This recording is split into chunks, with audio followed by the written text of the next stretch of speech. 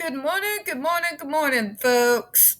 Welcome to today's, kind of second episode. We're front loading, folks. We're front loading. Spilling tea, I'm your host, Tiffany Daniels. We're going back to that horrible world known as the JRC. But before we do the usual disclaimers, and to piggyback off of the rant off the last video, speaking of grunge, yeah, jean jackets, jean vests, we even had denim jumpsuits. Okay? We're not the same. You get that? Good. Because seriously, YouTube exists, folks. If you want to get a good indicator of why Depp, a few other celebrities, and while many of us of the era dress in the particular way that we do, pull up some of the 90s grunge music videos on YouTube. I think you'll figure it out pretty quick. I'm tired of talking about clothing. I didn't like talking about clothing back then. Now it's just like, I'm an adult. Shouldn't I get to choose what I discuss now? I didn't have a choice back then, but pushing 40. I was done having this conversation in circa middle school. Alright, folks, in the description box, you're going to find a link to the article that the Judge Rotenberg Educational Center doesn't want you to read. It was written by NeuroClastic, a small non-for-profit started by autistics for autistics, wherein they interviewed and surveyed over 900 ABA professionals in regards to the JRC's so-called behavior modification program. Matter of fact, the JRC doesn't want you to read this article so much, they threatened NeuroClastic with a defamation lawsuit if they did not remove it from the website. Well, folks, NeuroClastic has refused, so you know the drill. Please read that article and share it on all your social media. Excuse me.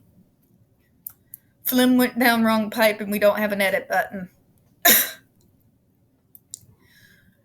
Also linked in there, you're going to find NeuroClastic's public statement regards to the defamation lawsuit threat, as well as a link to their GoFundMe. We are crowdfunding, folks, in case the JRC actually has the balls to see through with their threat. Also linked in there is the Ozark's first article in regards to the Agape boarding school, now known as Stone for Help boarding school situation. This is a so-called Christian-themed boarding school based out of Stockton, Missouri that takes in so-called troubled male teens that has and pending over 21 civil lawsuits, claims, and allegations leveled against it, all which have been substantiated by the Missouri Department of Social Services, and they include the following: sodomy, rape, sexual assault, child abuse, psychological and emotional abuse, child trafficking, starvation, and that's just for starters. You have one former staff member arrested by the FBI, another a doctor who still lives on the premises with full access of the boys up on multiple, again, substantiated claims of sodomy, rape, and sexual assault of the boys there. You have an attorney general too busy trying and failing to defund public libraries and chasing after drag queens to actually do his real job.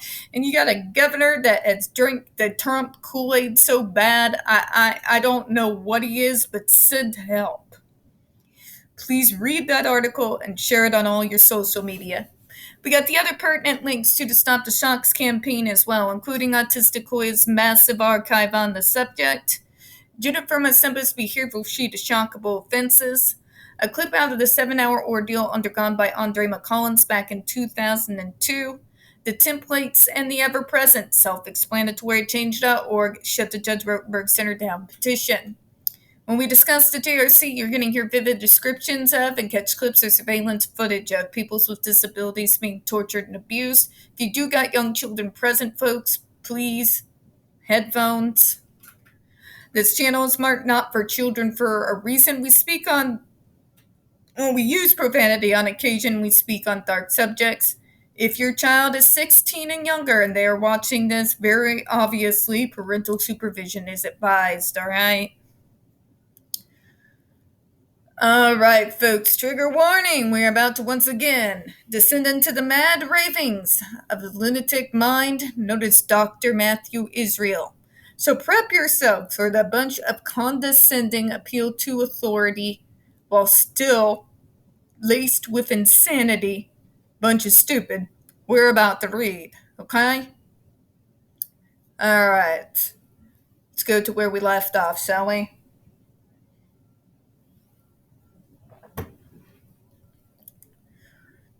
The behavior in question seems minor on its face and when considered out of its full context. However, when carried to extremes, it can be quite dangerous or harmful. Again, doctor, this is a logical fallacy. You could argue that literally anything a human being does could technically be dangerous or harmful. I can get up out of my bed in the morning, trip on something, and fall on my face and knock myself out. I could go to the bathroom, accidentally trip and fall, and slam my head into the porcelain of the bathtub. Yes, I've done it, folks. It's not fun. And actually knock yourself out. You can argue that you can start cooking something in your kitchen, cooking dinner. You accidentally leave the burner on, put something on it like paper, and catch the place on fire. Literally, doctor, literally, you can literally argue that anything a human being does on its face could be potentially dangerous or harmful. This is not an argument. Okay? That's just stupid.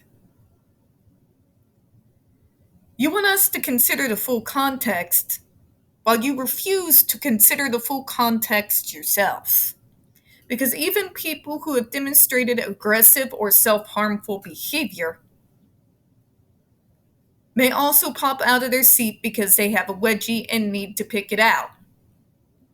They may need to go to the bathroom. They maybe forgot to put in a peeper and jumped up just as they remembered to turn it in.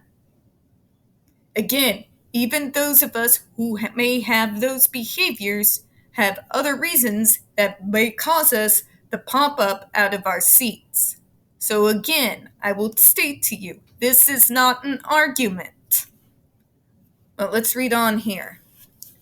An example is closing of one's eyes. Oh, dear Mother of God.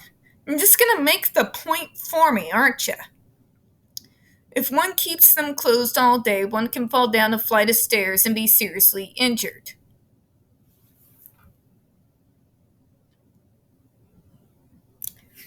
Name me the person that's done that, doctor, that you've had to torture to open their eyes. Because I'm going to tell you, that's probably a lie. You literally just made my argument for me. Potentially anything a person does can be considered dangerous and harmful. Or it may not be dangerous and harmful and completely innocent. You wouldn't know because you're not psychic. You're destroying your own argument. I hope you realize that. Another example is scratching the skin. If carried to excess, it can lead to blood and bone infection and ultimately paralysis and death. Again, how do you know if I have to get up and scratch my butt that me simply scratching my butt is going to lead to the things that you just mentioned? You don't. Because you're not psychic. And once again, you're torturing people for thought crimes. Now, for the individual that you're indicating about, obviously, because you've mentioned them earlier in this, basically, you call this a defense. Mother of Christ. You want to know why an autistic does that, doctor? When in specifics, it's something like scratching. Like, we're not cutting ourselves. This is not like what happens with a blade here. This is just scratching. Do you know what that indicates, doctor? Sensory issues.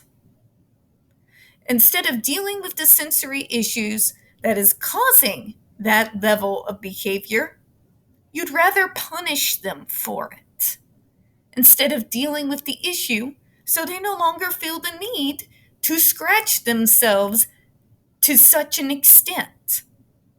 You would think this would be common sense.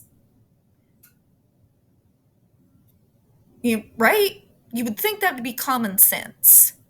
But how do I know if you're scratching your butt that you're not going to dig in to the point that it causes death? Seriously. Do I have to spell it out to you? A so-called doctor who went years to medical school like you're 5? Allow me to do so. Even if the individual has this particular issue in the past, if you would do your homework and your job and deal with the very obvious sensory issue that is causing the behavior by doing something as simple as changing maybe the material of the clothing that you are forcing them to wear, which would zero out the problem and therefore no longer have the need to punish them. No, you'd rather punish them when it can be an innocent butt scratch, as though they are digging into their skin as though they're looking for gold. An intelligent doctor,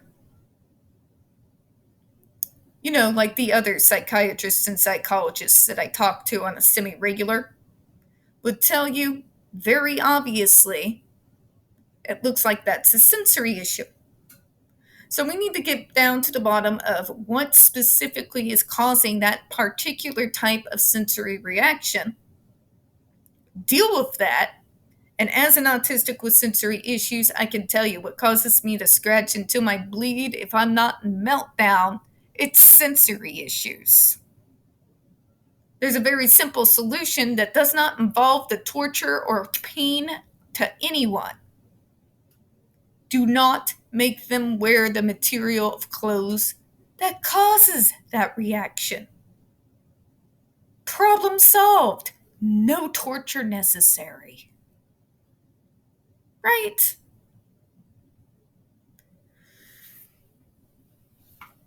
Again, doctor, you can't do your chain of events argument because everything that a human does has potential to be dangerous or harmful.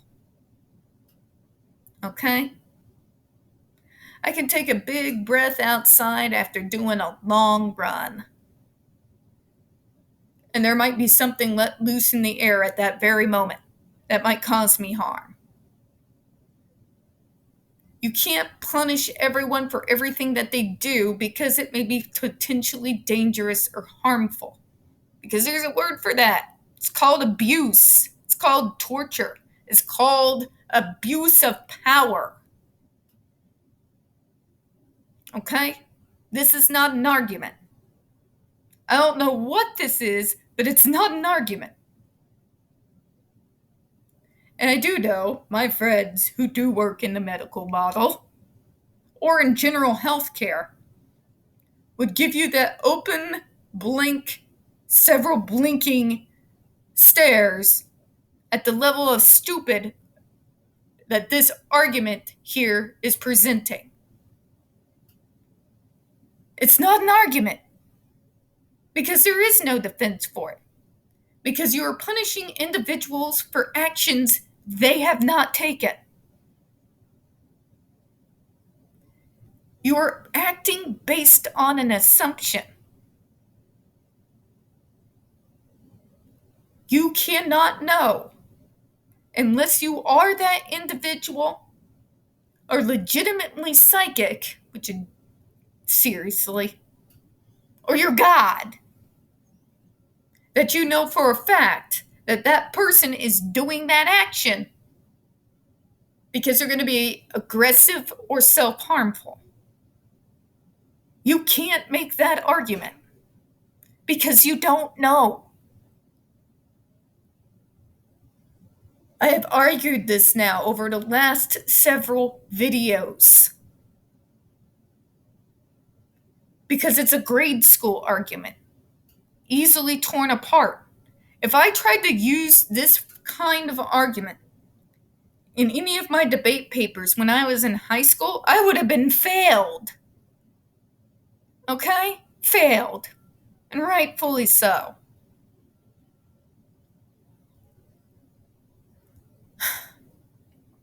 This is 3-4 videos now. I've made the same view.